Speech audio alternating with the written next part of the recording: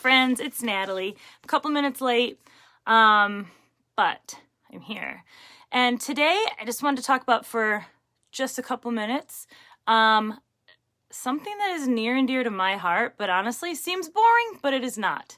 That is time management. Now, do not log off yet. I swear this is good. Time management. I want you to think about how many people do you know who are wildly successful in their careers and their lives, but are just absolute bullshit at time management. Probably none. And you know why? Because time management is never an isolated skill. Good time management is good personal management. And good personal management is one component to personal leadership. So you really can't isolate those. So to master your time management skills is really to master your personal leadership. And for me personally, I know what is and has been, and I'm a recovering procrastinator. I'll probably always be in recovery from that. It's something that I'm always going to have to pay attention to. And for me, it's because of, when I get overwhelmed, I will lose focus. And then I'll just be like, I'll get to it later. But one of the things about procrastination that I really think is important to point out is that it's a self-defeating behavior pattern that is marked by short-term benefits, but has long-term costs. It costs you your happiness. It costs you your success. It costs you stress and anxiety and all of these things that go along with it. And why do we do it? We don't do it because we're lazy or because we're apathetic. There's lots and lots of research that shows that procrastination is most often due to perfectionist traits, feeling like you need to know more, you need to have all of your ducks lined up perfectly before you start a project. Or it could be that you think you know more than you do.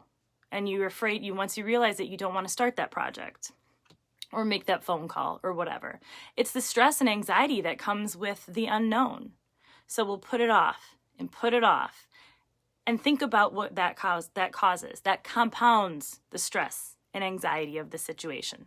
So what can we do to help avoid the procrastination that often negatively impacts time management? Well, for me, it's what I talked about earlier this week, systems and habits.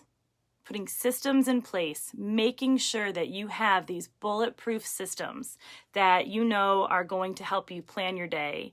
They're going to help you commit to action. And one of the things that this makes me think about is, you cannot procrastinate your way to the top. We are not George Costanza.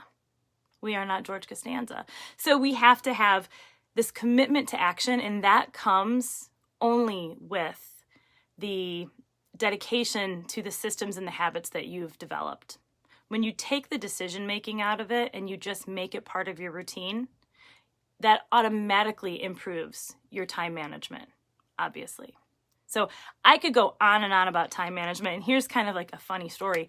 The thing that really got me working on my own personal time management was in 2018 when the healthcare center that I work at, I was doing some employee personal and professional development, and I was asked to teach a class on time management. And when I came home and I told my husband that, remember this was 2018, y'all. When I told my husband that, he chuckled. He was like, when are you gonna get started on that presentation? Because, that was my MO, was to wait and wait and wait. And I work really well under pressure, but I don't have to.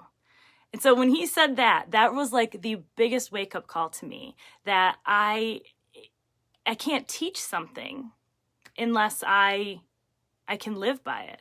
I have to be the example of what is possible. And so that's my big thing with the coaching. I really want to be an example of all of these things that I am, that I'm telling you, that I'm here preaching all this stuff that is really, really great. But if I don't hold myself accountable to it, nobody else will. Nobody will believe me. So I want you to know, I have worked my ass off to improve my procrastination and my time management skills. And now I think I can, I teach that class and it's easy peasy. So I want to help you get there. If you feel like time management, that's your area that you're really, really failing, hit me up and I've got some really easy tips on that. And I'll actually be making some posts about that later in the week. Just real actionable things you can do to improve your time management and squash your procrastination tendencies once and for all. Because I know you have them. I know you do. There's a lot of little perfectionists out there that don't want to admit it, but that's what keeps us down, is not admitting these things. So let's work on the procrastination. All right. Oh, I have one really good quote that I wrote, and it's, actually I have two. This one's great. Gain control of your time, and you will gain control of your life. And what I like about that, the guy who said it, is John Landis Mason. Y'all, that's the mason jar guy. At least it's what the internet told me. But think about it. Time management. Spending more time gathering your resources now so that you have them in the future. All right. I'll leave you with this. Those who do not have goals are forever doomed to work for those who do. So don't procrastinate your way out of your goals. All right. That's all I got for now. I think I'm going to go get some Mexican food tonight. My husband doesn't know this yet, but he's going to. He probably knows it right now. All right. Bye, friends.